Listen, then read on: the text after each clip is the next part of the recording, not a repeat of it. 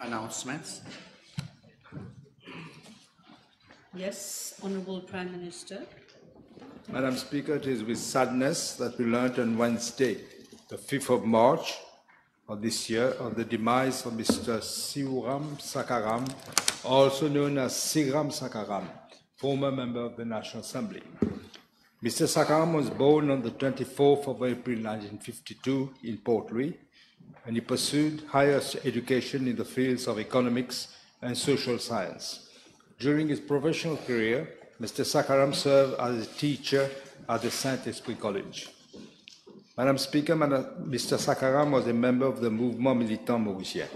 He contested the 1983 election under the banner of the MMM for constituency number 16, Vauquois-Floréal, but he was not returned. He again stood for the general election in 1987 for constituency number 16 under the banner of l'Union MMM-MTD-FTS, but he was not returned again. From January 1987 to December 1987, he served the city of Quatre-Beaune as deputy mayor and in 1988 as mayor. In the year 1995, Mr. Sakaram stood for the National Assembly elections for constituency number 16, again under the banner, again the same constituency, under the banner of the Alliance Parti Travailliste MMM, and was returned as the second member. In the year 1996, he was appointed member of the Public Accounts Committee. Again in the year 2000, Mr. Sakaram was returned as the second member of the National Assembly elections under the banner of the Alliance MSM-MMM for the same constituency, that is Vauquois-Floréal. Mr. Sakaram contested the 2005 National Assembly elections in the same constituency, Vauquois-Floréal, under the banner of the Alliance MSM-MMM, but was not returned. Madam Speaker, may I kindly request you to direct the acting clerk to convey the deep condolences of the Assembly to the bereaved family. Thank you. Thank you. Deputy Prime Minister. Madame Speaker, je me joins à tout ce que le Premier ministre vient de dire, et nous aussi nous vous demandons de transmettre à la famille de feu Siram Sakaram nos condoléances et l'expression de toute notre sympathie. Merci. Je vous remercie. Oui, allez-y. Thank you, Madam Speaker. Madam Speaker, on behalf of the opposition, I associate myself with the tribute paid by the Honourable Prime Minister to late Mr. Sivaram Sakaram. Madam Speaker, may I kindly request you to direct the acting clerk of the National Assembly to convey our deep condolences to the bereaved family. Thank you, Madam Speaker. Yes, honourable members, I associate myself with a tribute paid to the memory of late Sivaram Sakaram by the Honourable Prime Minister, the Honourable Deputy Prime Minister and the Leader of the Opposition, and I direct the acting clerk to convey the deep condolences of the Assembly to the bereaved family. Thank you. Papers done. Question. Yes, Honourable Leader of the Opposition. Thank you, Madam Speaker. Madam Speaker, I've given notice of the following private notice question addressed to the Honourable Minister of Labour and Industrial Relations, whether in regard to scarcity of labour across various sectors of the economy, he will state the measures being implemented to meet the demand on the labour market. Thank you, Madam Speaker. Honourable Minister. Madam Speaker, I thank the Honourable Leader of the Opposition for this question, which will allow me to address the issue of scarcity of labour, which is crucial for the economy. Madam Speaker, according to figures from Statistics Mauritius as at September 2024, there were 35,200 unemployed in Mauritius. A slightly lesser figure of 34,744 job seekers have registered with the 13 employment information centres across the island, out of which 20,618 were already in employment but looking for a better job. So, Madam Speaker, can we talk about scarcity of labour when we have so many unemployed people in Mauritius? At the same time, Madam Speaker, every day my ministry receives applications for application from employers willing to employ foreign labor. In 2024, my ministry received 32,538 applications for work permits. Since the beginning of the year, we have received almost 5,000 requests for work permits. Currently, there are 48,450 migrant workers. 80% of the migrant workers in Mauritius are employed in the manufacturing sector and the construction sector. Madam Speaker, every day I receive representation from employers applying for work permit who told me that they have interviewed job seekers. They have tried to recruit locally, but many Mauritians are no longer, especially the young ones, no longer interested to work odd hours, night shift, work overtime, and work during weekends. And this is causing disruption in the chain of command. Just this morning, I was talking to my colleagues. There's currently a shortage of distribution of certain soft drinks in Mauritius because there is not sufficient lorry drivers, and therefore, this is causing a bottleneck. Same thing last week, earlier this week on Tuesday, the Honourable Minister of Land Transport, in answer to PQ, mentioned that one of the reasons why there are delays on certain bus lines is lack of bus drivers, local bus drivers. These are all causing us to review our strategy as far as recruitment of foreign workers are concerned. Madam Speaker, previously, before an employer could employ a migrant worker, they had to demonstrate to my ministry that they have not been able to recruit locally. This is a way to preserve a job for local Mauritians. However, in 2023, Cabinet took the decision that for 4 sectors identified as scarcity areas, namely textile manufacturing, construction, agriculture, and SMEs involved in those sectors, there will be no need to have any quota system. There's no need to come and try to demonstrate inability to recruit locally. It was de facto taken for granted that in those sectors there is a scarcity of labor. Now, these 4 sectors has been over time extended, and the latest list dated approved in September 2024 include textile manufacturing, bakery, traditional, agriculture, construction, SME operating in those sectors, export-oriented enterprises, freeport, jewelry, ICT, BPO. For these 9 sectors, you don't need a quota. You can just apply, the number of foreign workers you want. Then there is an additional 6 sectors: manufacturing activities, food processing, motor vehicle repairs, printing and publishing, bus industry, tourism, victualler, where there is a quota.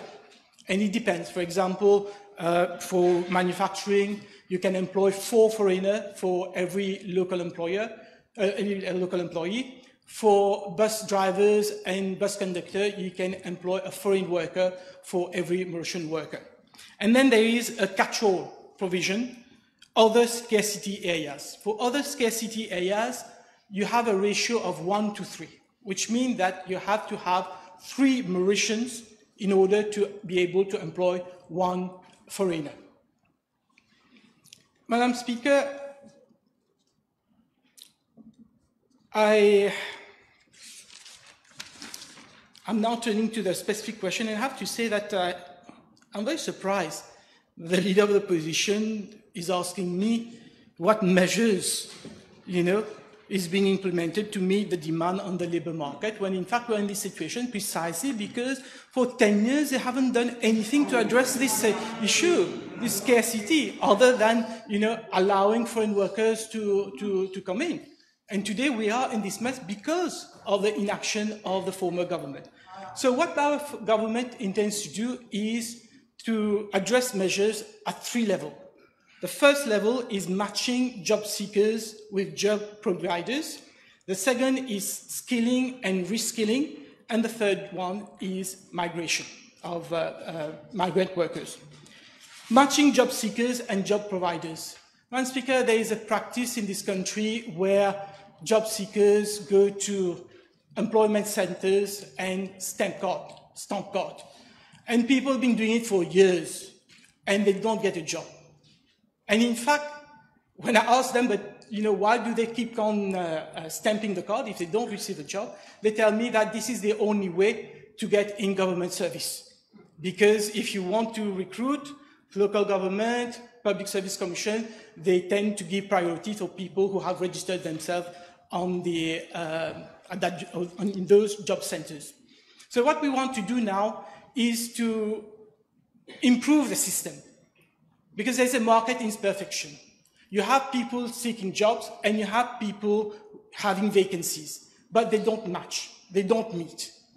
And one of the reasons they don't do it is because our employment centers are hugely understaffed. They don't have time to record all the people who are coming and looking for jobs, then all the employers looking for vacancy, and then calling and trying to make the two match. Yesterday, I spoke to my colleague, the Honourable Minister for Information Technology, Communication, and we are going to work together to devise a new software, a new software with the help of artificial intelligence, which will automatically match the demand for work and the supply for work. And automatically, whenever someone registers on the system, he will receive an email telling him what these are the jobs that are available, which matches your expectation and your qualification. And at the same time, every employer looking for an employee will receive an email telling them this is a list of people who have the profile and qualification which matches the vacancies in your employment. So having this software will greatly ensure that job seekers and job providers meet. We will also hold job fairs. We have just done one last week, which was very successful for the former employees of Star Knitwear. So we'll do that on a regular regularly across throughout the year to get perhaps sector-wise, each sector have a job fair where Mauritians interested to work in those sectors can meet the companies who have job availability. The second set of measures, Madam Speaker, relates to skilling and reskilling. And here, what happened, Madam Speaker, is simply unforgivable. I have asked for figures from my officers about the training carried out by MITD last year. Because you see, if I am unemployed, but CNT, Rosy Transport, Triolebe Service are looking for bus conductors, bus drivers, so I have to be given the chance to be trained so that I can apply for this job. So training and reskilling is very important. And do you know, Madam Speaker, in 2024, 2025, the number of people trained by MITD, the official figures that I received today, 88. Thousands of demand for workers. And how many people skilled, trained last year? 88. Because of that government. So this is going to change. This is going to change. We are working closely with my colleague from the Ministry of Education and Human Resources so that we devise courses, training courses that matches the job availability, not general courses, just to please people or please the trainer, but courses that will help the job seeker to get a job.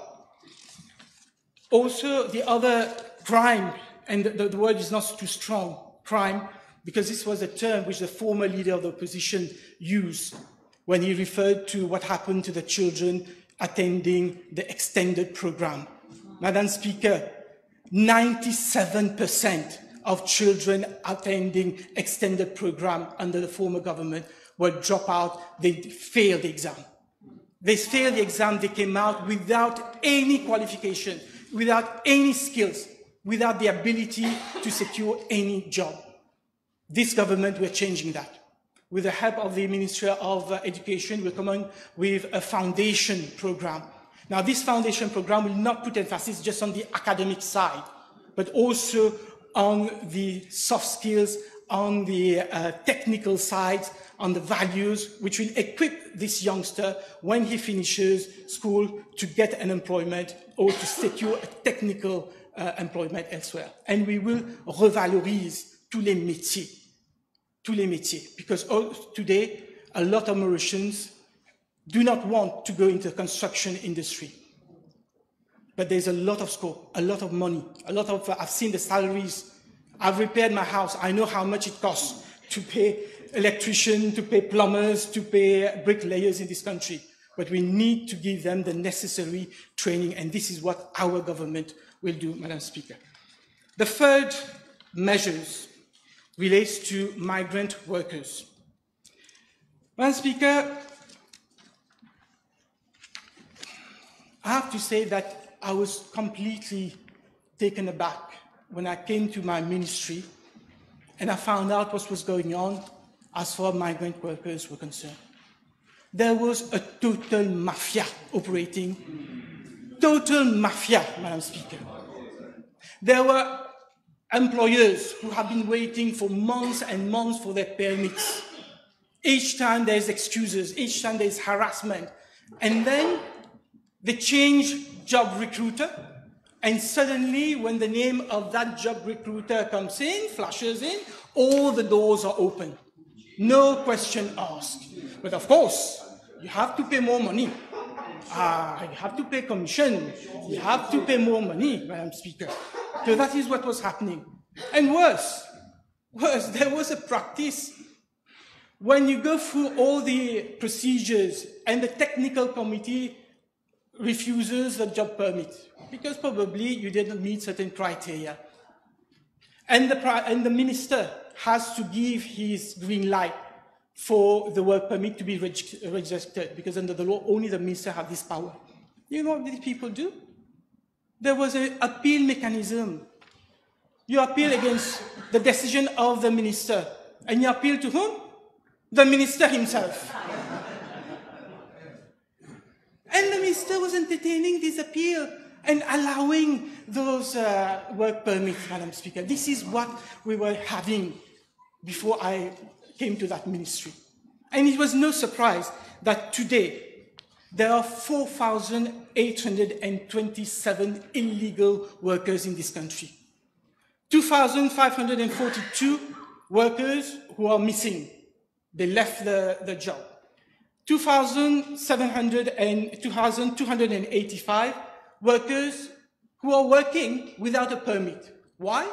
Because the former regime tolerated a system where when the employment contract terminates, the work permit terminates, and my ministry will write to the employer and tell them, renew the permit and pay the dues, because there's a claim. You have to pay a fee when you renew it.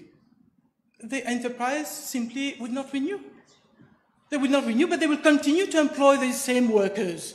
So these migrant workers, when we see, and we see inflated figures, 4,000, a lot of them are poor migrant workers working for the same employer, and the employer did not renew their permit. So this is why, Madam Speaker, Cabinet took the bold decision of setting up an interministerial committee to look into this whole migrant workers section. And this committee, I'm presiding it. There is the Honourable Minister of Social Security in it. There is the Honourable Minister of Industry, and also the Honourable Minister from the Telecommunication in it. We've already had 4 sessions. Yesterday, we heard representatives from trade union telling us about their concern, and giving us a feedback. And last week, we heard from the representative of the business community. Now, obviously, in my ministry, we need to make a balance. On the one hand, there is a cry from the private sector, please allow us to recruit more people. Don't impose quota, allow us to recruit any person we want, anytime, and do it quickly. Then you have the labor representative who said, no, careful. We should not open the floodgate and find ourselves in a situation where it will be easier and cheaper to employ migrant workers than Mauritian workers. So this is what this committee, this interministerial committee, is looking at. And also we are looking at the issue of recruitment of migrant workers. As you know, thanks to the former regime, Madam Speaker, we are now blacklisted by the United Nations. We are termed as a country where there is traffic in person. Traffic in person. Mauritius, will you believe it? Traffic in person in Mauritius. And then the Department of Trade of the United States has put us on a blacklist of countries where you have forced labor, where we're ill-treating workers. And this is already impacting on our export sector. And this is going to be a threat when it comes to renewing AGOA. That is why time is pressing. And this government has set up this committee and will come up with a recommendation. And with this recommendation, we're going to streamline the process, and we will help meet this scarcity in those areas, scarcity of labor force in those areas. Thank you. Thank you, Minister. Yes. I thank the Honourable Minister for his reply. I understand from what he has replied that we have some more than 40,000 foreign workers in Mauritius, and he stated that also when he intervened on the government program. May I ask the Honourable Minister whether he can indicate to the House, because he is saying that there's a lot of pressure to bring in foreign workers, how many more workers do we need in the different sectors of the economy, whether he has these figures with him? Madam Speaker, we have not done this exercise yet. We know that last year there was an application for over 30,000 permits, and this year we've already received 5,000. But I have to say, Madam Speaker, that the trend, previously it was textile and construction.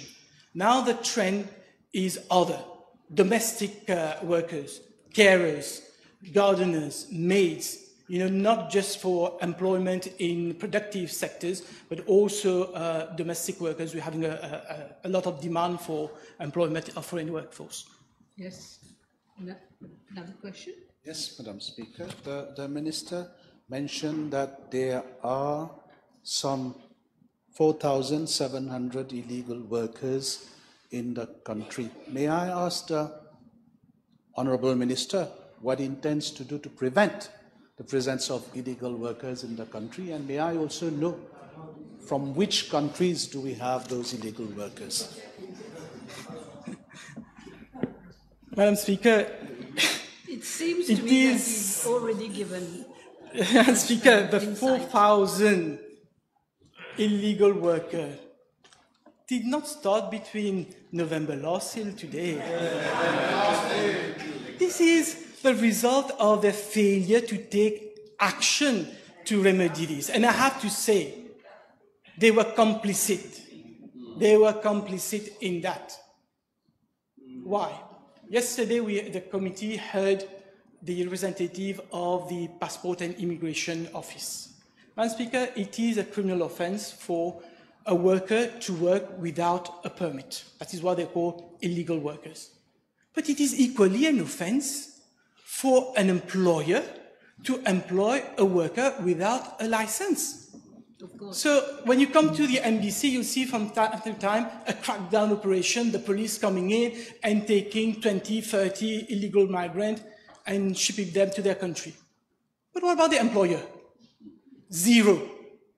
They never, the government never, the previous government and the police never prosecuted employer in the past. That is why there was all these illegal workers. Because if you don't have illegal employer, you won't have illegal workers. And this is what we're doing.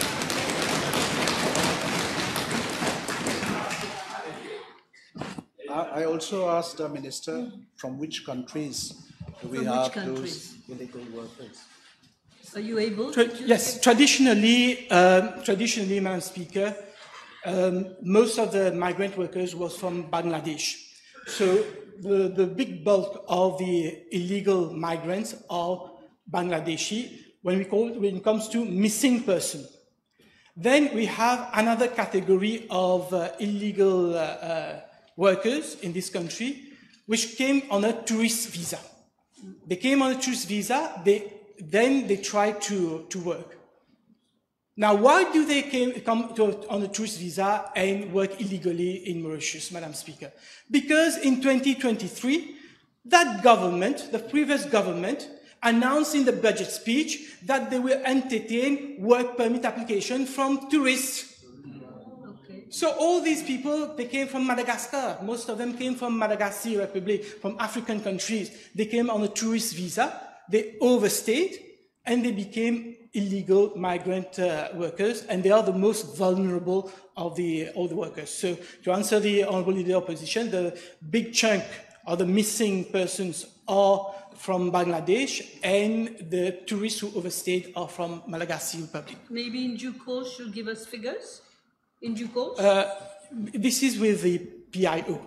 I'll have to check with the PIO if they have the statistic, and I'll table to the House. Of course. Yes. Yes, the Minister, the Honourable Minister in his reply stated that to keep our economy going, we need to import migrant workers. May I ask him, Madam Speaker, how does he reconcile the fact that on the one side we have to import more foreign labour, and on the other side we have to control the employment rate in the country? I think he addressed that issue. Yes, but already addressed the point is very simple. We have a problem of matching job seekers and vacancies. We are addressing this. We have a problem of skills mismatch between job seekers and vacancies. We are going to meet that through training, through cooperation with the ministry. So that is how we're going to tackle the unemployment problems in Mauritius, Madam Speaker. With regards to the economy, if there is really evidence that Mauritians are not qualified or don't want to work in a specific sector, and we need this sector to run the economy, obviously my ministry will entertain application for migrant workers from this sector. And this is the purpose why we're having this interministerial committee, and this is why we've heard representatives from the private sector and from trade unions. The Honourable Minister mentioned the skill mismatch. Now, with the government new policy of the reintroduction of 3 credits at the GCO level, does he agree that this new policy will create more graduates in the country and less skilled workers, and will therefore worsen the scarcity of skilled labour on our market? No, I don't think so. And I'll give an example, a concrete example. Madam Speaker, today we have an aging population. Today, a substantial number of applications that I receive in my ministry relates to carers. Carers, because if you are an old-age person, if you are handicapped, you need treatment not just in the morning, but also at night, and we have a scarcity in Mauritius. So, we want to train the Mauritians to become carers. But today, the former government required Form 5 credits in SC to become a carer. You have all these youngsters, all these people who has Form 4, Form 3, who are willing to go and help. They can't, because they can't get the training, because the former government said that you need SC with 5 credit. Why do you need 5 credit to be a carer? So this is why having this SC with 3 credit will allow them, after their SU certificate, to get into a training institution and train and qualify and be carers and look after our old age citizens. If he allows you. Thank you. You finished? You got what? I got 4 minutes left. I'll be very quick. Thank you, Madam Speaker.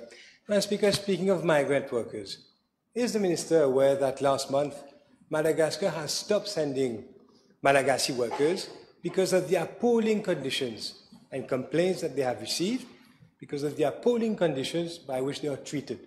What does the Minister propose to do to urgently make sure that we respect the conditions of the workers humanely, since there is a dire need for migrant workers. Madam Speaker, I met the representative, the ambassador of Madagascar, Yes. on 2 occasions. And the first thing he said to me was that it's so unfair that you keep taking Malagasy citizens, taking them back to the country, but the network employing them. Because there's a network.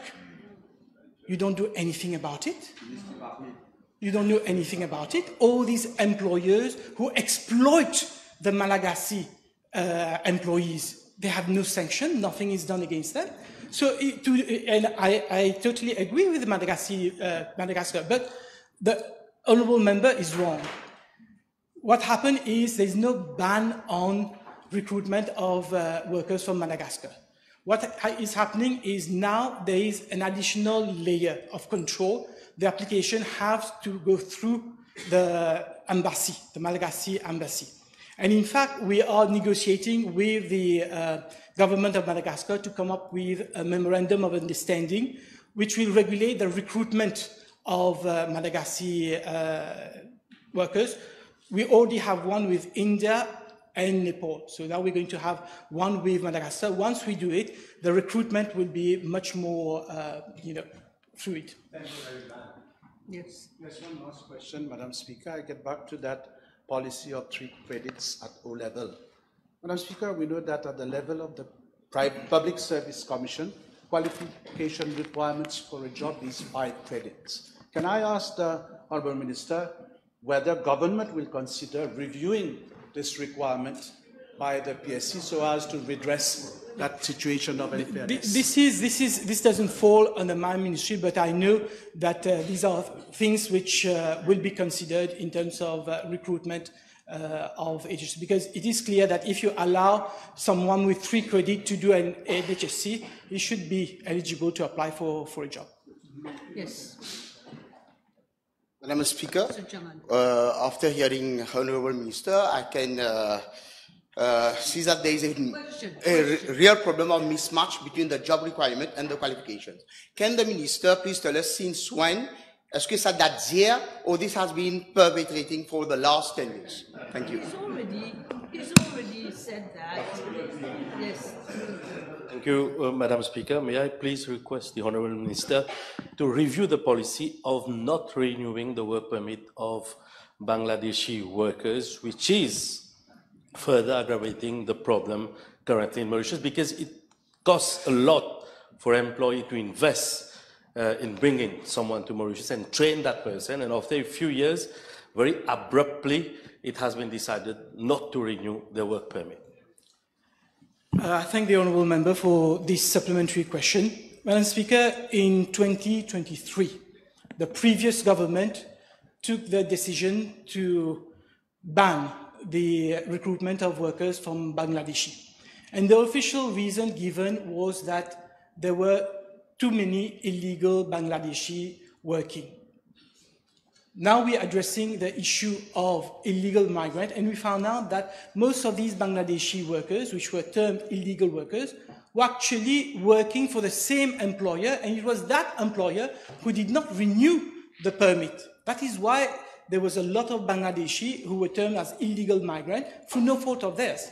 Now, this interministerial committee, we have heard representation from the private sector about the productivity of the Bangladeshi workers. We've also heard the trade unionists talking about the condition to ensure the condition of employment, because we don't want to have a mismatch between Mauritian workers and migrant workers. So certainly in the committee, we are considering the discussion about allowing the recruitment of Bangladeshi nationals again. Okay, Minister has replied extensively. Time is up.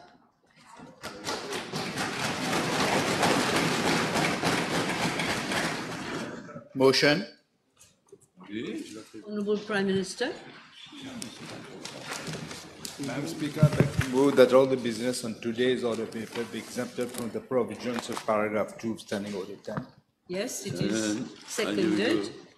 The question is that all the business on today's paper be exempted from the provisions of paragraph 2 of Standing Order 10. Those in favour say aye. Those against say no. Statements by ministers none. Motion. Yes, Honourable Minister of Environment, Solid Waste Management and Climate Change, Mr. Bagwan. Merci, Madame la Présidente. Madam Speaker, at the outset, I wish to congratulate you heartily for your election as Speaker of the House. And under your authority and guidance, the dignity of this House has already been restored. Sous votre présidence et épaulé par votre tâche, par votre adjoint, l'honorable Vida Malamoudi, un parlementaire chevronné qui entame son 5e mandat, cette Assemblée respire, Madame la Présidente, à nouveau, et une atmosphère de plus sereine y prévaut. Madame la Présidente, vous avez fait vos premières... Don't touch the mic if you can. Don't touch it too much. I'm sorry. Yes. I've noticed that you tend to do that. I want to be able to hear you. Yes, Madame la Présidente, vous avez fait vos premières armes dans un parti qui vous a permis de consolider vos convictions pour la démocratie et la justice. Votre passion pour ces nobles causes fait de vous une autorité morale incontestable. Pour assumer ces fonctions et pour redonner les lettres de noblesse à cette institution qu'est le Parlement. Madame la Présidente, je suis confiant que cette Assemblée sera à nouveau un haut lieu de débat et d'échanges productifs aidant à la transformation du pays sous ce tandem de légis expérimenté.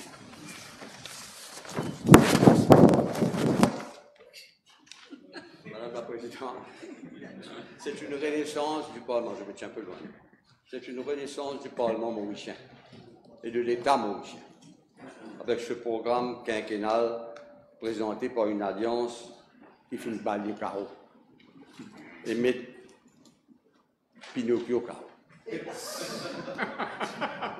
Parce que the people have spoken. La population fait exprimer.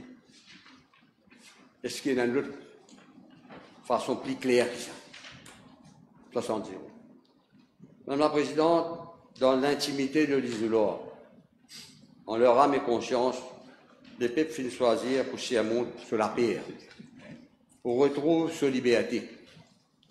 Ils finissent choisir démocratie pour casser les reins de la cuisine. Et ce bon cuisinier. Et cuisinier. Madame la Présidente, tempo fin éclaté.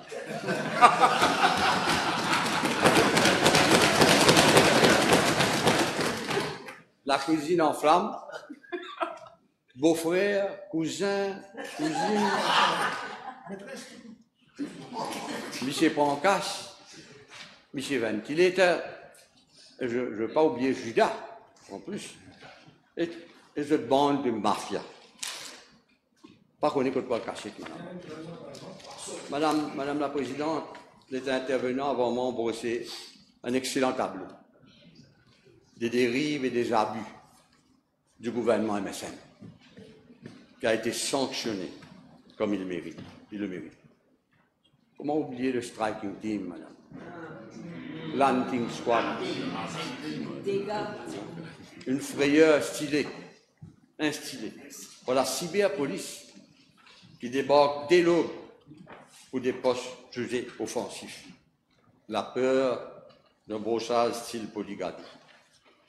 Le 10 novembre dernier, tout le système de surveillance des citoyens et la data-driven political campaign, des bribes à Bogo, tout cela a fait une fusée, madame. Tout cela rend plus un mauvais service à Pinocchio.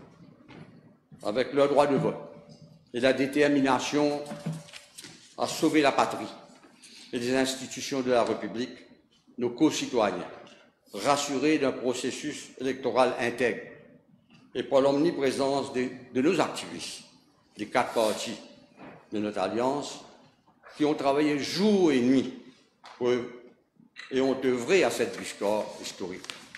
Et je voudrais ici, Madame, leur exprimer mes sincères activistes remerciements au nom de tous les élus de notre alliance et en mon nom personnel.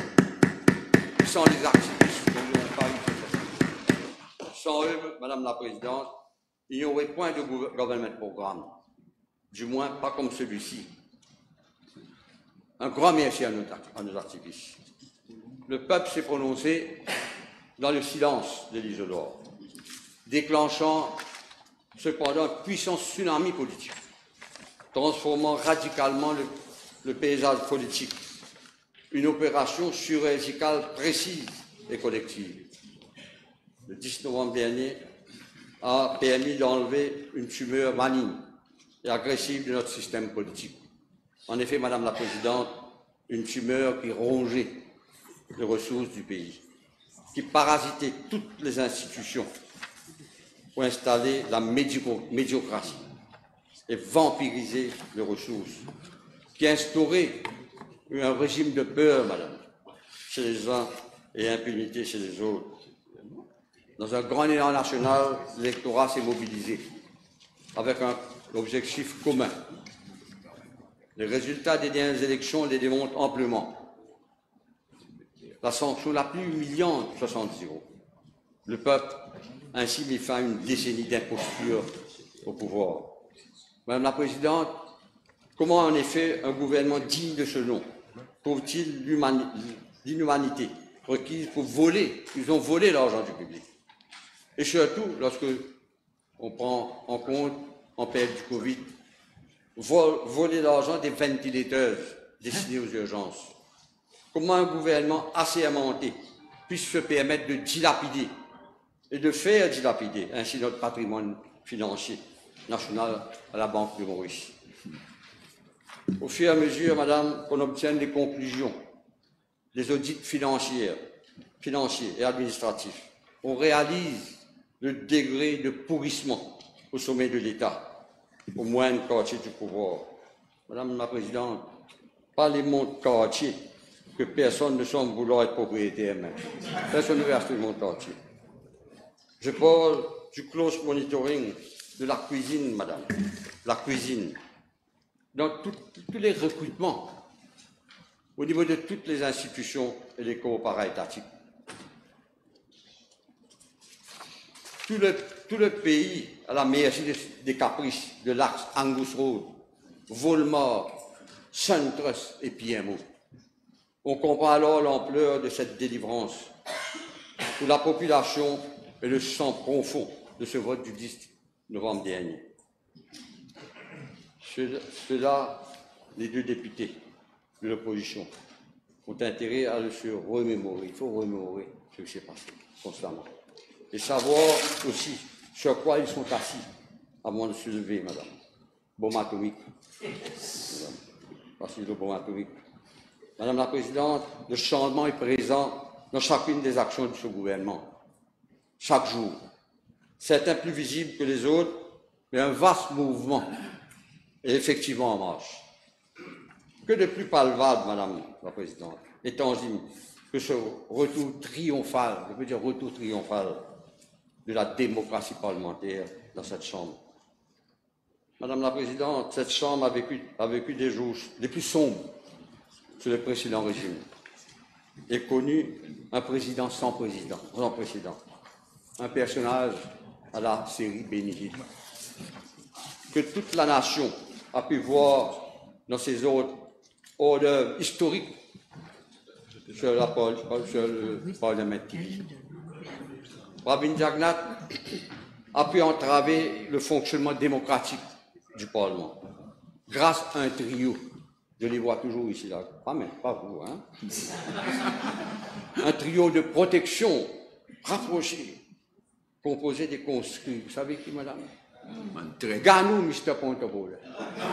Obrigado, Mr. Sagon. Et Ramano, ministre notaire. Comment l'oublier? Mardi dernier, concernant le ministre notaire, ce n'était que le trailer pour l'ancien ministre notaire, je l'aurais dit. Il n'a pas perdu pour attendre. La série s'annonce palpitante et la population saura comment il a acheté cet appartement dans un autre lieu de Dubaï. On doit savoir. Madame la Présidente, cette bande de conscrits qui lui a permis de faire la pluie et le beau temps, je parle de Pravin Diak-Nakmala, ancien Premier ministre, le médecin, qui lui a permis de faire la pluie et le beau temps, ici au Born, comme bon lui semble, selon son humeur du jour. Les motions de suspension de l'ancien leader of the House étaient spontanément secondées par un député zélé annexé à la courbette dans la seconde qui suit. Ainsi, les séance après séance, Madame la Présidente, c'était le même scénario qui est adopté pour faire taire les critiques et éloigner de la Chambre des élus que la majorité ne souhaitait affronter.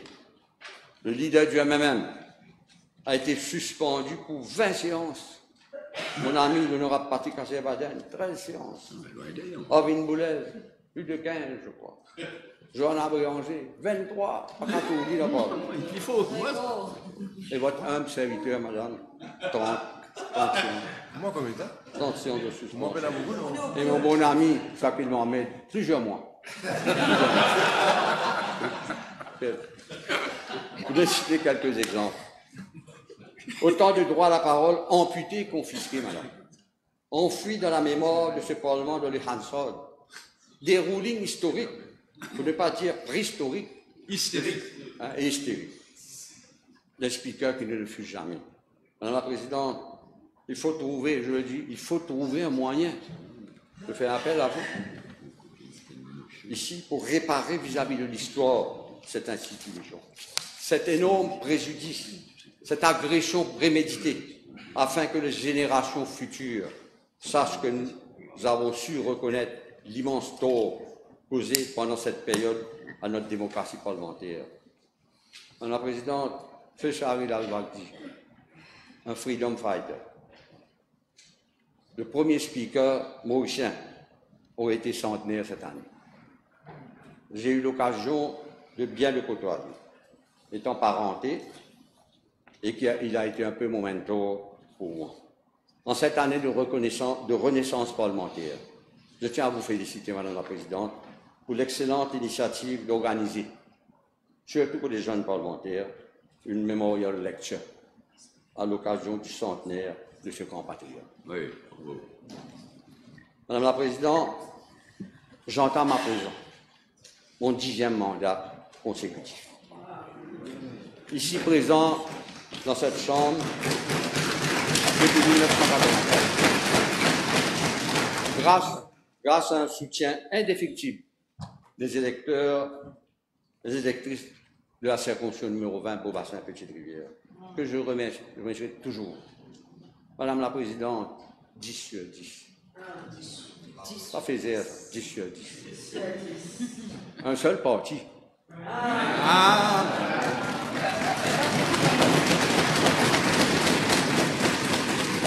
Une seule circonscription. Mais aussi, surtout, un seul.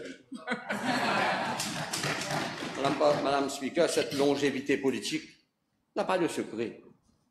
C'est le travail, c'est le résultat d'un travail acharné, une présence régulière et une proximité favorisant l'écoute de tout le monde.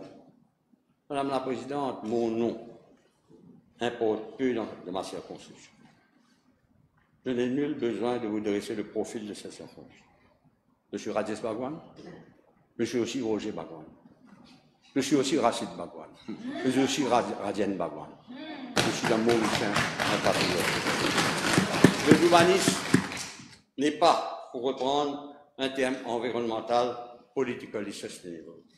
Mais je dois vite ajouter que tout cela a été rendu possible grâce au soutien de ma famille politique, le MMM, mais aussi ma famille, évidemment. un parti au sein duquel je suis honoré de porter les couleurs. Un parti sans leadership, Madame la Présidente, est un bateau sans capitaine. Et vous connaissez qu'un bateau sans capitaine qui est arrivé. Pour sa rigueur, son intégrité, son intransigeance, le leader du MMM a été victime des plus viles attaques et d'un traitement des plus humiliants ici. Je me souviens bien des ricanements et des moqueries blessantes des one-term politicians au sein d'un barking private à l'égard d'un ancien Premier ministre et leader d'un grand parti. Mais le MMM et son leader ont aussi fait preuve de persévérance et de résilience face à la suprématie numérique de la majorité pour mener le combat. C'est ici et ainsi, je le dis, que les premières bases d'une entente Parti travailliste MMM furent jetées ici au Parlement, parce que nous avions commencé à travailler ensemble contre ce monstre qui était ici. Faire cause commune contre l'arbitraire. Et cette entente, couplée de la confiance et de la cohésion entre le leader du Parti travailliste et le leader du MMM, ont permis de surmonter la trahison inqualifiable du PMSD à la veille du 1er mai. Le Tibois nous parle tassé, sauf qu'il tassé. Et les autres soubresauts et accueillir d'autres dirigeants pour constituer une alliance du changement sous le leadership du docteur Navin Ramgoolam. Je parle ainsi de mon ami Ashok Soubon et de mon ami Richard Duval. Une alliance qui a permis à Paul Béranger de savourer une troisième 60-0 de sa carrière. Et à Dr Navin Ramgoolam, son deuxième. Pas connu troisième. Et de réaliser un fulgurant retour de manivelle politique. Peu d'observateurs politiques, madame, avaient cru dans un retour possible du docteur Ramgoolam sur la scène politique. Mais ses adversaires ont sous-estimé sa capacité de se ressaisir et de rebondir comme un born fighter. Aujourd'hui, Madame la Présidente, le pays est entre ses bonnes mains. Et cette alliance doit honorer ses engagements vis-à-vis de la nation. C'est une alliance, Madame la Présidente, de transition entre une génération et une nouvelle. Un passage de témoin pour pérenniser notre combat pour des valeurs qui nous sont chères, dont les droits de la nature que j'évoquerai sur le volet de l'environnement. Je constate un énorme potentiel parmi les jeunes élus de cette Chambre. Et je le dis toujours sans arrogance, if you are elected once, try to be elected a second time, then you say you have achieved something. Tandis que nous, MMM, mes collègues Ludovic Kazerne, Tony Apollon, Fauzi Aliman, Chetan Baboulal, Joanna Béranger et Karen Foutoum, entre autres, sont déjà solidement en selle pour assurer la relève. Et je leur remercie. Et sans compter mes amis Reza Outim, Adila Miamia, Deven Nagalingom, entre autres. Et les deux frères, Ravin Jagannath et notre ami de la circonscription numéro 6. Pour en revenir à cette renaissance nationale et le wind of change qui traverse le pays, comment ne pas évoquer la remise sur les rails des institutions vitales du pays et l'arrêt de l'hémorragie financière de la Banque de Maurice et la remise à jour des comptes nationaux et aussi le grand dépoussiérage de la programmation et la diffusion d'un journal télévisé digne de ce nom à la station nationale qui symbolise cette nouvelle ère dans les relations entre le pouvoir central et les institutions de l'État. Je tiens ici, madame, en mon nom personnel, je le dis, je regarde tous les jours l'AMBC, même lorsque j'étais dans l'opposition. Avant, c'était Pravin Jagannath Broadcasting Corporation. Mais je dois féliciter le board de l'AMBC et M. Alain Gondo-Gentil. La MBC, aujourd'hui, c'est une vraie station nationale. On sent cette différence. C'est ça le changement. Avec des news worthwhile, madame. Pas comme dans le passé. C'est un virage, madame la présidente, de 180 degrés des pratiques courantes sous l'ancien gouvernement. Et il correspond aux besoins du pays et de la société pour enclencher une réforme profonde et nécessaire. Madame la Présidente, une seconde, décoller. Pour une remise aussi en ordre de l'économie et des institutions environnementales et sociales, pour faire renaître à nouveau l'état de droit et d'instaurer la gouvernance. Madame la Présidente, après 10 ans de pillage, gaspillage et d'affairisme sous le joug d'une mafia sans masse, je le dis mafia sans masse, voilà. Vol en plein jour, coquin, rempli-poste. Le pays avait besoin de ce virage drastique. Après avoir évoqué, Madame la Présidente, le nécessaire assainissement de l'environnement politique et des institutions cruciales, je vais maintenant à l'environnement proprement. Madame la Présidente, c'est avec un réel plaisir que je me retrouve au ministère de l'Environnement, que j'avais occupé après avoir occupé cette fonction en 1997, lorsque le même était avec le poste de travail, le père Amboulam, Lamine Amboulam, Premier ministre, et en 2000 à 2005. Je retrouve un ministère qui a été marginalisé par le IDB, le côté du board, et par un part-time ministre, passer son temps dans ce bureau de notaire. J'ai retrouvé un personnel démotivé par des décisions prises en toute opacité, par des higher quarters qui donnaient des ordres. Les ordres venaient de la cuisine au Yahya Committee, au mépris des avis techniques. Je constate un énorme retard dans la mise en œuvre des projets et un laisser-aller contagieux au niveau de l'application des lois environnementales. Nous avons un gros retard à rattraper et des grands défis à relever.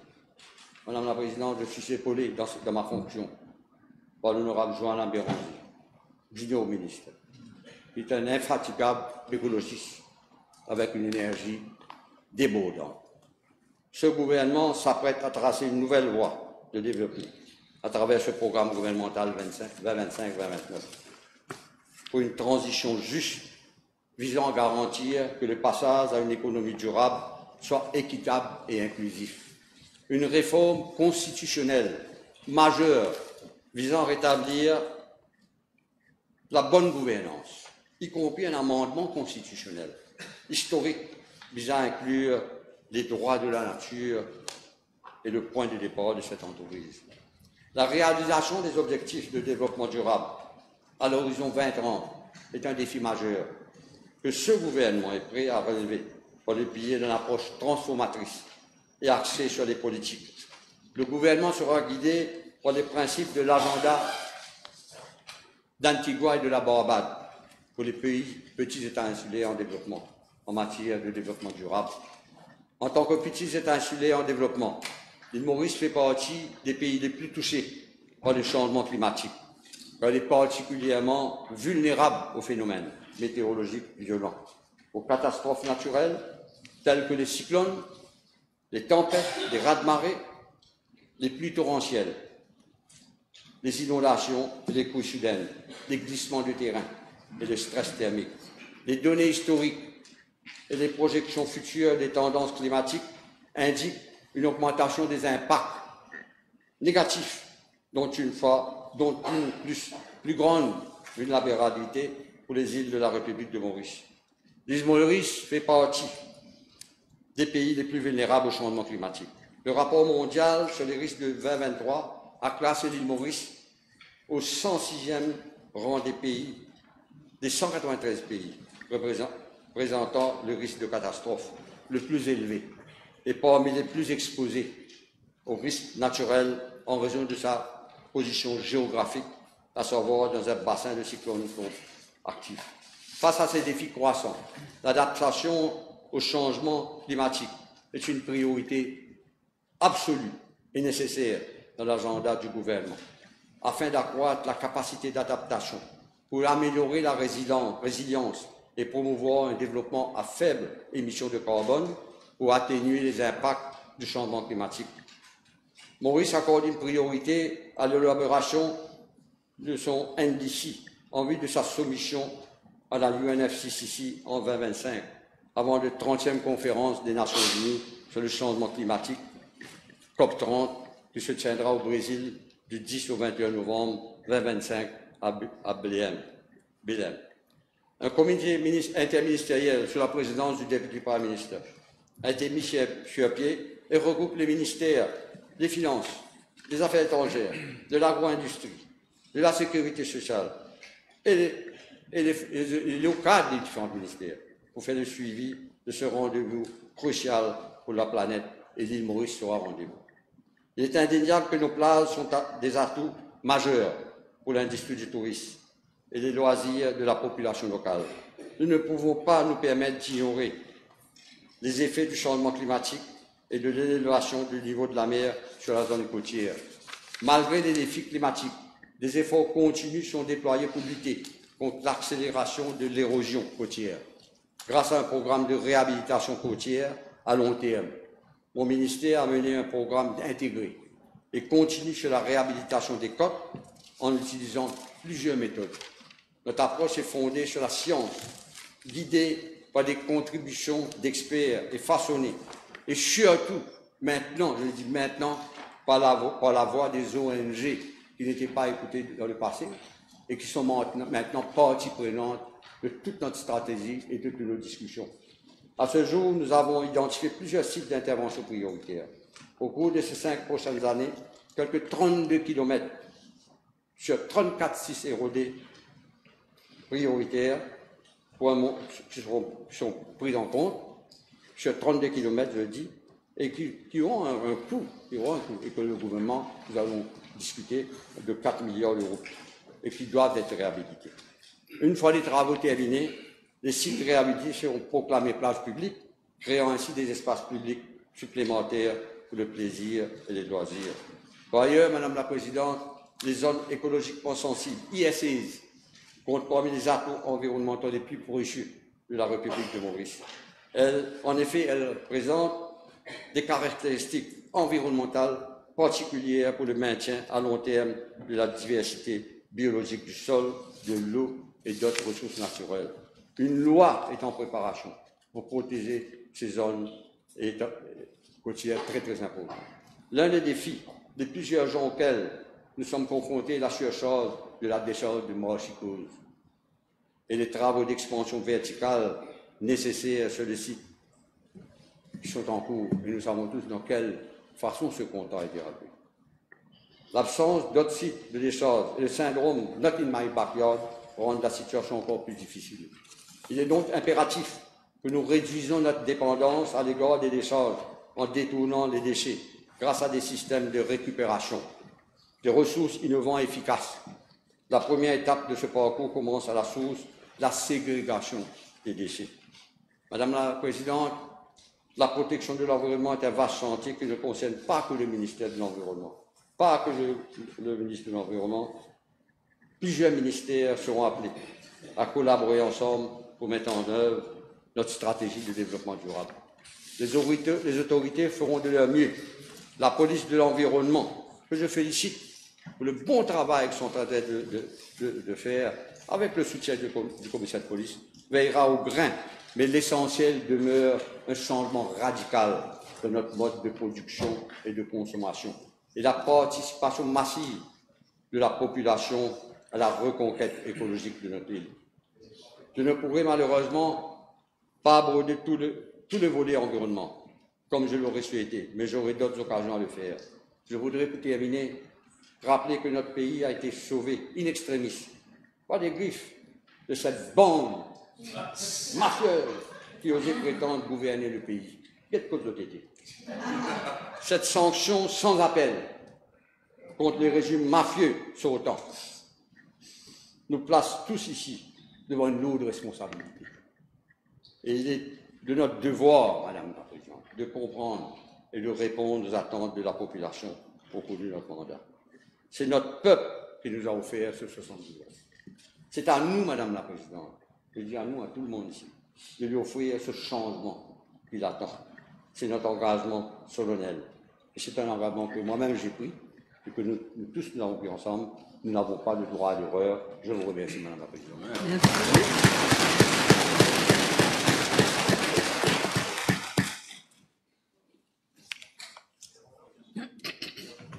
Yes, Leader of the Opposition. Thank you, Madame Speaker. Madame la Présidente, je vais essayer, pendant mon intervention, d'intervenir principalement sur les chapitres essentiels de ce discours-programme. Mais ma première observation sur ce discours-programme est peut-être anodine, mais mérite l'attention de cette Chambre parce qu'elle est fort symbolique. C'est en regardant le discours-programme. Madame la Présidente, le peuple se rappelle très bien de la campagne électorale de l'Alliance du changement et une campagne qui, au fil du temps, a pris un fort symbole de mauricianisme. Le drapeau national était dans les rassemblements de l'Alliance du changement, l'hymne national, et c'était une bonne stratégie politique.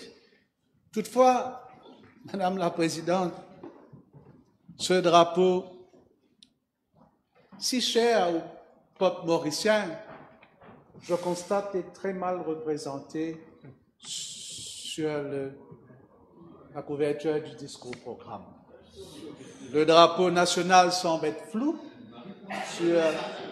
sur la couverture et j'espère que l'avenir de notre pays n'est pas aussi flou et que ce gouvernement a une vision claire pour notre pays. Ceci étant dit, Madame la Présidente, tout comme plusieurs membres de cette Chambre, j'ai été ministre à plusieurs reprises, député de l'opposition, et à travers notre histoire politique, il y a eu toujours cette politique de, comme on dit encore, casser, refaire. Particulièrement s'il y a un changement de parti politique au sein du gouvernement et au pouvoir. Le MSM a critiqué le Parti travailliste a critiqué le MSM, le MMM a critiqué le MSM, le MMM a critiqué le Parti travailliste. Et, Madame la Présidente, il en a été ainsi depuis l'indépendance, Madame la Présidente. Et ce sera toujours ainsi au sein de cette auguste Assemblée. Il y a toujours une remise en cause des décisions prises. Les membres de la majorité, comme ça a été le cas pendant ce discours-programme, critiquent les mesures qui ont été mises en chantier par l'ancien régime. Dans certains cas, peut-être, ils ont raison, Madame la Présidente, mais dans d'autres cas, c'est de la démagogie. Ce gouvernement prône une politique n'en est pas de faire bien et, paradoxalement, il procède à des inaugurations dont l'ancien régime, oui, dès le premier jour, qui ont été implémentés par l'ancien régime, Madame la Présidente.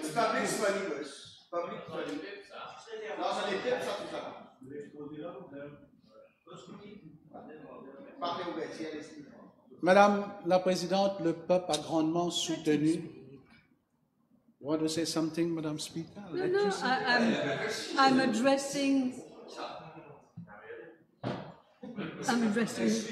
behind you to ask him to let you speak. Thank you, Madam Speaker.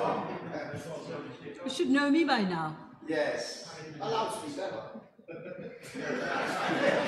Madame la Présidente, le peuple a grandement soutenu l'Alliance du changement, mais malheureusement, on commence à entrevoir une déception au sein de cette population. Tout comme moi, je m'attendais à mieux d'un gouvernement qui comprend autant de politiciens aguerris, Madame la Présidente. Certes, il y a eu des annonces encourageantes, comme par exemple des amendements à nos lois pour un meilleur système politique, plus équitable.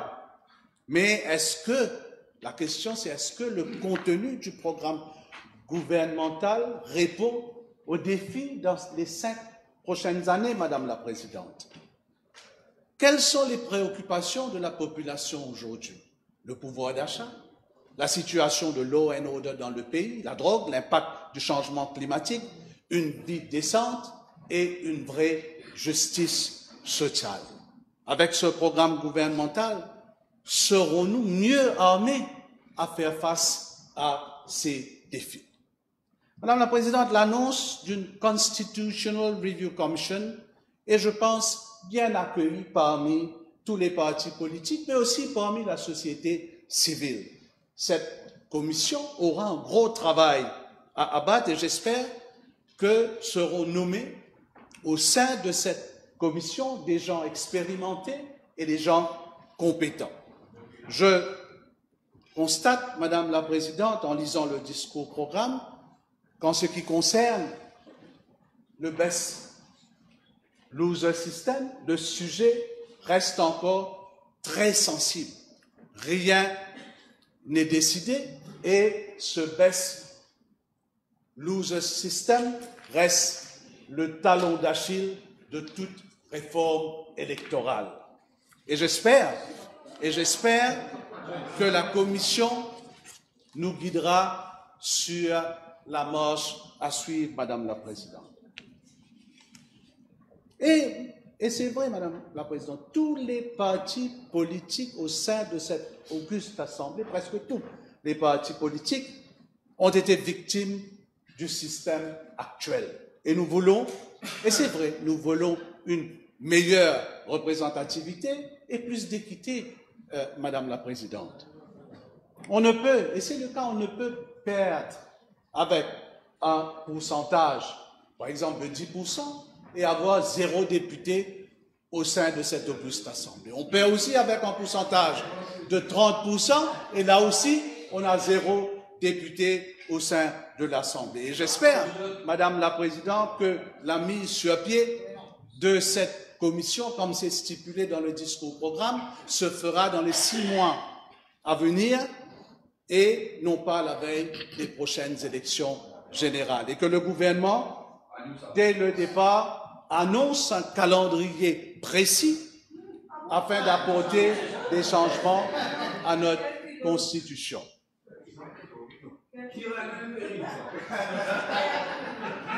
Madame la Présidente, au paragraphe 7, l'un des terms of reference de cette commission, c'est une meilleure représentativité des femmes au Parlement. Malheureusement, pour tout gouvernement, ça a été le cas. Comme c'est le cas là, on n'a que 2 femmes ministres qui siègent au Conseil des ministres. Madame la Présidente, la décision de rendre obligatoire la tenue des élections municipales dans une durée déterminée sera une étape importante. Mais encore faut-il que les collectivités locales soient plus efficientes et que ce soit au niveau du Conseil ou des administrations de ces villes.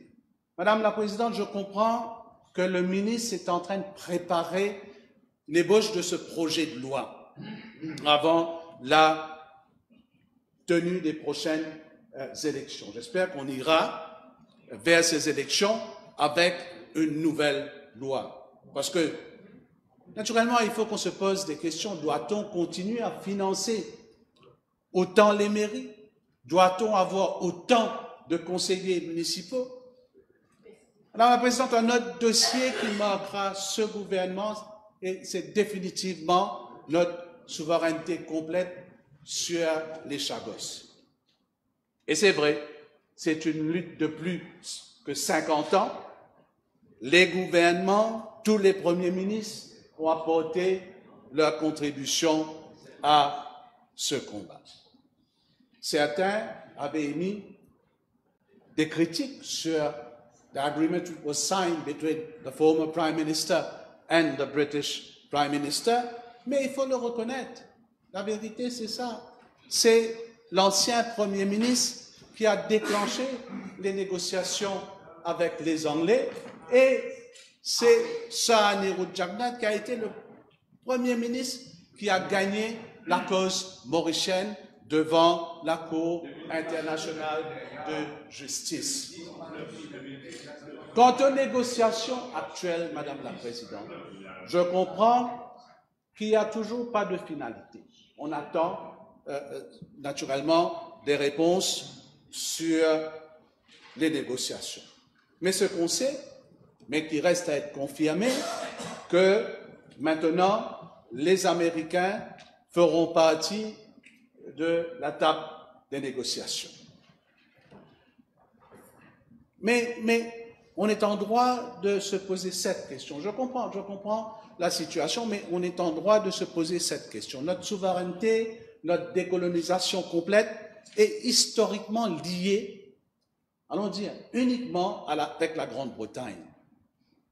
Mais là, on a à la table des discussions les États-Unis. Peut-être qu'il faudrait que le Premier ministre éclaircisse la Chambre sur la présence des représentants américains au sein de ces discussions qui sont en cours. Madame la Présidente, je retourne au discours programme sur certaines incohérences dans les mesures qui ont été annoncées. Et j'aimerais bien avoir quelques éclaircissements. Par exemple, prenons les relations internationales.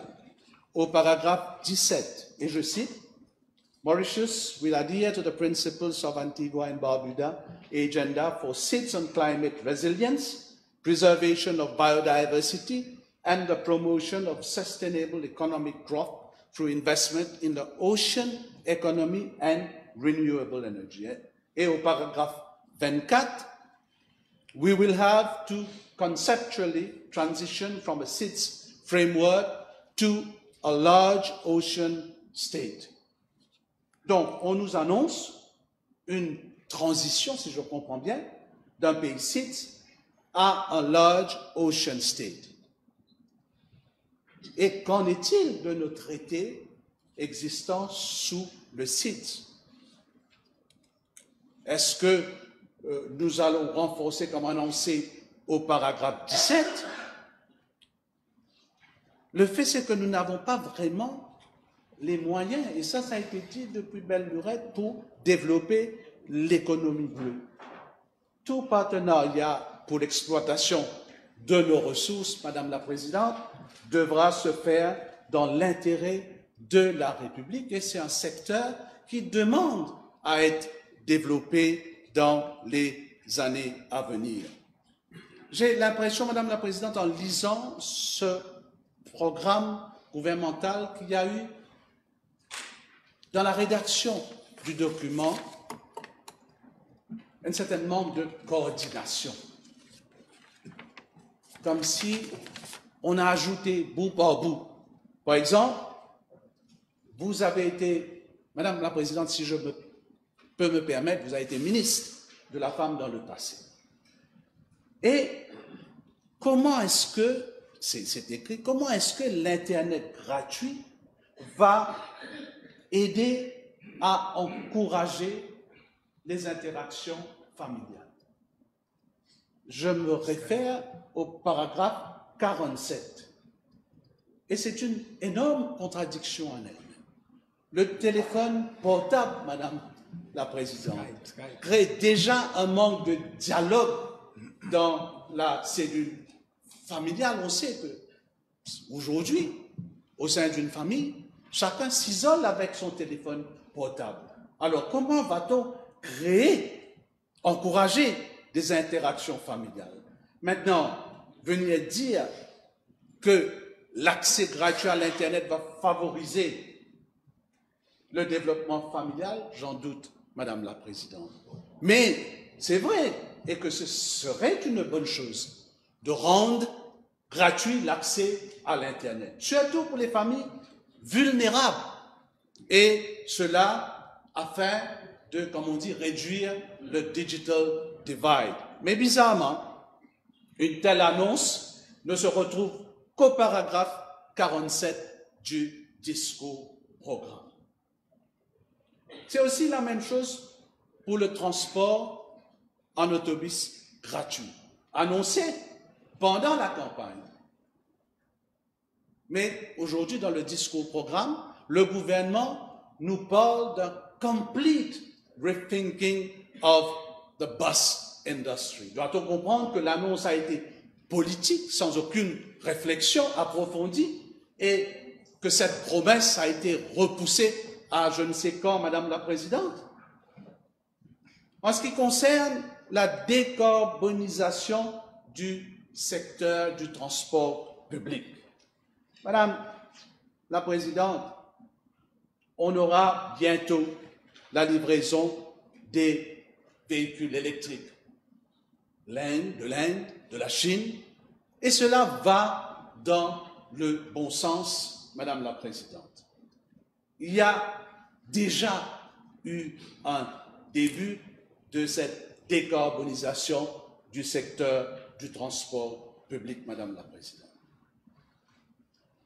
Maintenant, permettez-moi d'aborder un autre volet, cette fois-ci consacré aux annonces qui ont été faites sur des chantiers déjà en action, déjà exécutés. Par exemple, au paragraphe 13, on évoque le renforcement de nos liens régionaux pour une meilleure coopération. Alors que nous savons que l'Indian Ocean Rim Association a pour but principal de consolider cette coopération régionale avec 23 membres des pays de la région, 12 partenaires de la région. Il parle aussi de l'amélioration du cadre légal pour promouvoir la créativité et l'innovation à travers de nos traités internationaux. Madame la Présidente, c'est déjà fait sous le TRIPS Agreement, the Trade-Related Aspects of Intellectual Property Rights, which is part of the WTO. C'est déjà là, Madame la Présidente. Toujours au paragraphe 32, on parle de la formulation d'une politique afin de permettre la diaspora mauricienne de participer au développement économique du pays. Cela se fait déjà, il y a un scheme qui existe, et cela se fait déjà à travers le Economic Development Board. Et au paragraphe 42, le gouvernement annonce la mise sur pied d'une unité basée au ministère des Finances pour mettre en place un National Asset Liability Management Framework. Mais Madame la Présidente, j'apprends que cette unité existe déjà sous le bureau de l'Accountant General. En ce qui concerne le New Social Order dans le discours programme, j'accueille favorablement les mesures annoncées. Mais je dois aussi informer la Chambre que plusieurs de ces mesures ont été déjà prises afin d'améliorer la vie des personnes autrement capables. Ce qui concerne le secteur du logement, malheureusement, le gouvernement actuel ne fait aucune mention du nombre de logements sociaux qui seront construits dans les 5 années à venir. Nous savons tous, Madame la Présidente, qu'actuellement, il y a 8 000 logements en construction. Combien de maisons allez-vous construire pour les familles vulnérables? Combien de maisons allez-vous construire pour la classe moyenne? Encore une fois, dans le discours programme, on fait mention d'une télévision privée. Permettez-moi, Madame la Présidente, de me référer à des questions posées au sein de cette auguste Assemblée en tant que PQ ou PNQ répondues par l'actuel Premier ministre, questions posées par l'actuel Deputy Prime Minister, par le ministre Adil Amia en 2012 et en 2013. En guise de réponse, le Premier ministre s'est lui-même posé la question. Ce qui concerne le cadre légal, mais aussi les amendements à apporter à l'IBEAC et la stratégie de partenariat avec les compagnies étrangères. On est en droit de se poser cette question. Est-ce qu'une télévision privée à Maurice est soutenable aujourd'hui? Est-ce qu'elle pourra rivaliser avec les chaînes satellitaires ou autres abonnements en ligne? Madame la Présidente, il est un fait qu'aujourd'hui, les gens préfèrent le petit écran sur leur téléphone qu'au lieu de regarder le grand écran de la télé. Je note aussi, Madame la Présidente, dans la rédaction de ce discours-programme, l'utilisation de beaucoup de termes comme even more significant, strengthen, enhance, greater support, additional resources ou encore better resources et qui sont très répétitifs. Ce qui veut dire pour moi, Madame la Présidente, qu'on est en train de promouvoir ce qui a déjà été fait. Et je trouve cela correct, car le gouvernement, d'une certaine façon, reconnaît le travail qui a été abattu par le gouvernement sortant. Permettez-moi de dire quelques mots sur, j'ai posé une PNQ, le secteur de l'eau. Le ministre responsable a lui-même avoué à cette Chambre que nos réserves s'épuisent drastiquement. Mais le constat, et c'est ça que je voulais faire comprendre à travers ma question, le constat c'est que le gouvernement n'a pas un plan pour sortir de cette crise.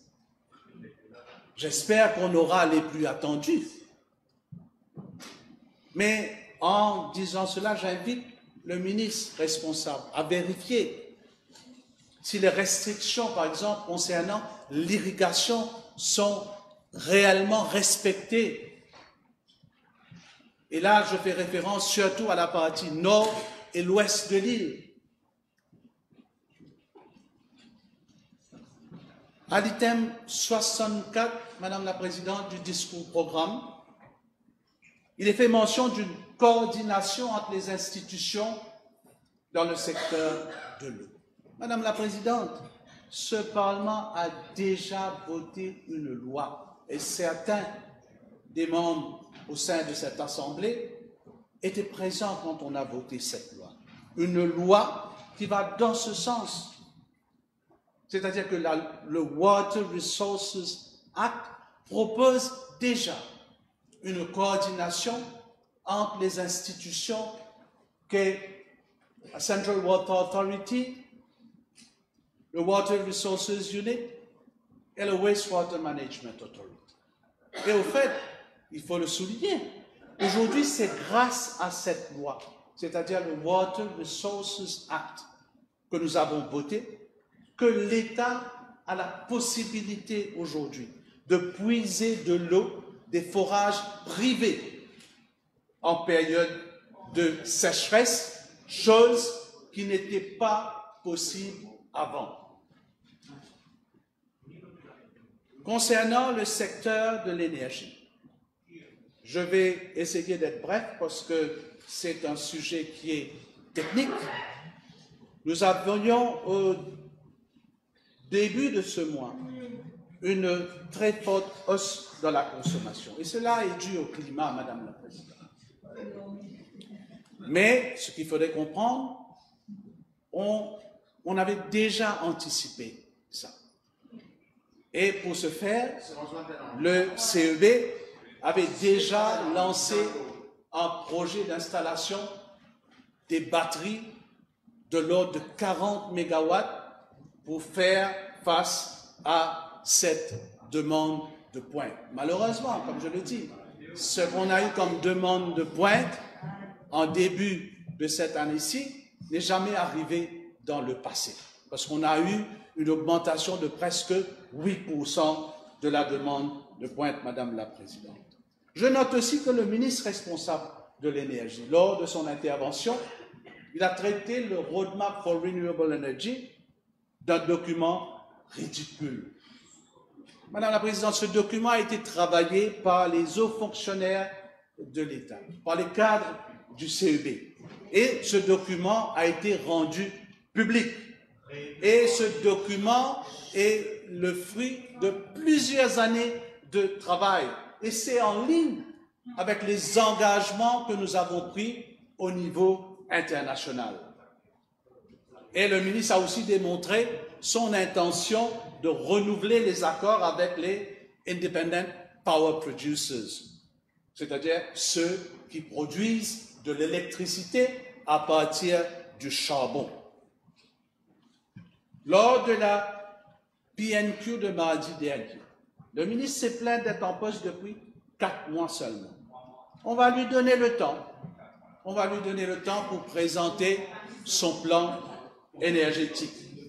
Et qui, j'espère, va se tourner vers la protection de l'environnement comme cela se fait mondialement. Mais je me pose la question, est-ce que la stratégie énergétique sera définie par lui ou par le Deputy Prime Minister? Avant de clore ce chapitre au paragraphe 63, il est dit, as government accelerates the development of the green energy industry, it will be at the same time ensuring its democratization. Madame la Présidente, la participation de la population et des opérateurs économiques, par exemple, les éleveurs, les agriculteurs, les citoyens à travers le Home Solar Project, les industriels à travers le CNIS, c'est-à-dire le Carbon Neutral Industrial Sector. Tout cela est déjà en place. Ils sont aujourd'hui des producteurs de l'électricité. Et par rapport, et ça je le dis à l'attention du ministre responsable de l'agriculture, par rapport aux éleveurs et aux agriculteurs, le CB AgriPV est déjà en place. Un modèle beaucoup plus rentable pour les agriculteurs et les éleveurs. Non seulement nos agriculteurs et nos éleveurs pourront produire de l'électricité, mais en même temps, ils vont promouvoir la sécurité alimentaire, non seulement à Maurice, mais à Roré. Maintenant, est-ce qu'on va garder ces schemes? Le temps nous le dira. Madame la Présidente, c'est un discours programme avec des annonces, comme je dirais, pour faire la bouche douce. Et cela va nous coûter des milliards de roupies à réaliser. Avec une économie que ce gouvernement, eux-mêmes, ils ont dit, affirmé être dans le rouge, d'où va provenir l'argent nécessaire pour exécuter ce programme, Madame la Présidente? Naturellement, des contribuables. Pendant que les big guys empochent des milliards de profits. Je vais le redire, Madame la Présidente, et je vais conclure. Oui, le peuple a sanctionné l'ancien gouvernement.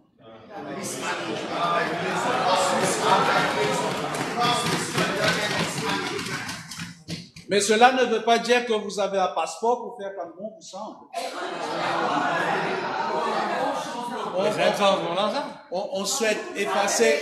On souhaite effacer 10 ans de notre histoire, Madame la Présidente.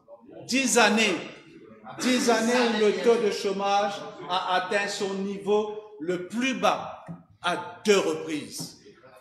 10 années où le salaire minimum d'un travailleur est passé de 1 500 roupies par mois à 20 000 roupies par mois. Où la pension de vieillesse est passée de 3 600 roupies à 13 000 par mois. Où l'éducation tertiaire est désormais à la portée de tous. 10 années pendant lesquelles notre pays a connu un développement infrastructurel sans précédent. Pas moins de 40 projets routiers majeurs, y compris le SADJ bridge qui est utilisé par certains ministres et critiqué par d'autres. Le flyover de Wooton, celui de Terre-Rouge, sans oublier le métro express qui relie les 5 villes de notre pays et qui est quotidiennement utilisé par des milliers de compatriotes dans le pays. Il est en train de conclure, laissez-le. Nous avons laissé ce gouvernement avec un bilan favorable, des chiffres records d'arrivées touristiques fin décembre 2024. 600 milliards. Nous avons surmonté la crise de Covid, il faut le reconnaître. Vous n'êtes plus... Et nous avons été à côté de la population dans ces moments les plus sombres. Et nous avons guidé le pays pendant ces années les plus glorieuses, Madame la Présidente. Vous ne pouvez pas le nier. Vous ne pouvez pas le nier. Le miracle économique, c'est nous.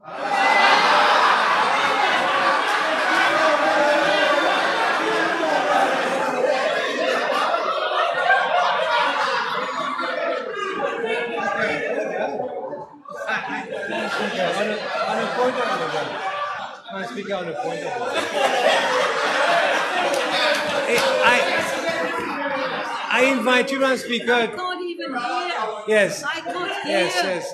Honourable, Madam Speaker, please sit down for a moment. He was concluding. I can't even hear the rest of his speech. Let him. If I may, Madam Speaker, please. You see, you hear only 2 speeches on any bill from the opposition. If you could maintain order.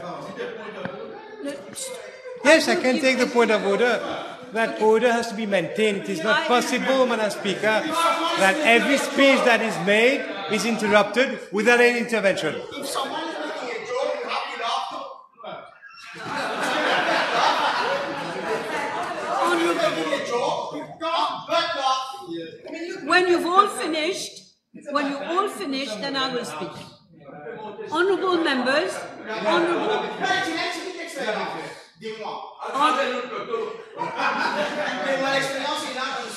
honourable members, I am extremely cold. I don't know what's going on, and I don't want this to last for too long. I think you were concluding. Let him conclude.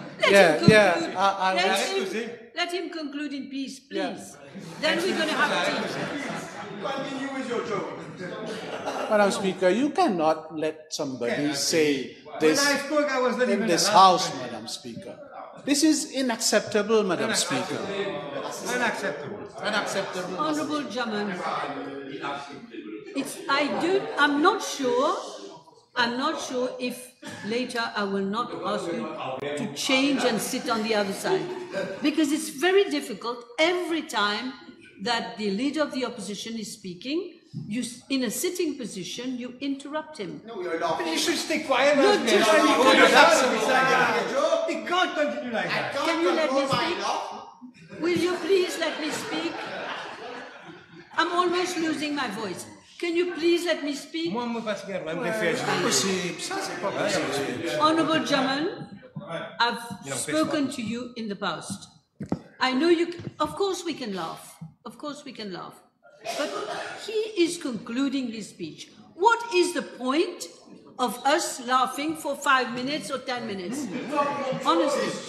Please, Honourable Leader of the Opposition, please conclude your speech.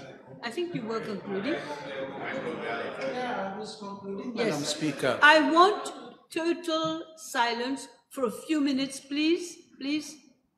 What I Conclude your want to speech. say, Madam Speaker, is that this type of behavior is not acceptable in this House. Yes. I've made my point. I've already made my point. Yeah, even I've made my point, Madam Speaker. You finished? No, I haven't finished. I want you to rule on what he has just said. Well, I didn't hear what he said. I didn't hear what he said. Honourable Jaman, can you please withdraw whatever words you said? Withdrawn together. I did not say anything wrong, madam. I said that I was laughing because someone was making a joke in this August assembly. So I can't but laugh. You want me to remove my laugh? Okay, thank you.